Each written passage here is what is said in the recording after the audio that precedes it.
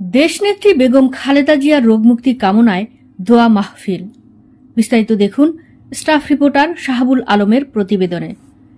তিনবারের সফল প্রধানমন্ত্রী আপসহীন দেশনেত্রী বেগম খালেদা জিয়ার রোগমুক্তি কামনায় দোয়া মাহফিল অনুষ্ঠিত হয়েছে। আজ সোমবার বাদ জোহর নাটোরে কেন্দ্রীয় জামে মসজিদে দোয়া মাহফিল অনুষ্ঠিত হয়।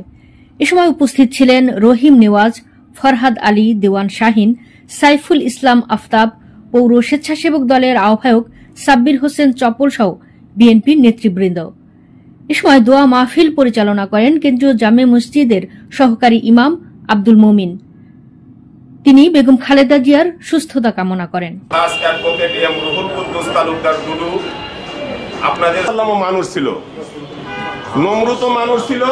হযরত ইব্রাহিম সাল্লাল্লাহু আলাইহি ওয়াসাল্লামের সাহাবী হযরত ওমর ফারুক রাদিয়াল্লাহু ছিলেন। আল্লাহ রাসূল তার আগের দিন দোয়া করেছিলেন, ভালো চলবে, ভালো খাবে, ভালো পড়বে, এটা আমার ভিতরে বরদাস্ত হয় না। এদের ভালো কেউ দেখতে পারে না, কিন্তু এদের ভালো স্বয়ং এদের পোশাক আশাকের দিকে তাকায় দেখবেন, এদের চেহারার দিকে আল্লাহ দুনিয়াতে পরীক্ষা করেন।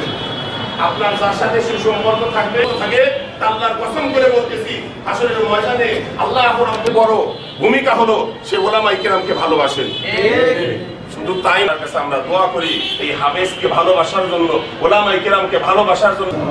আল্লাহুম্মা আনতা রাব্বি লা ইলাহা মাস্তাতাতু আউযু বিকা মিন শাররি মা।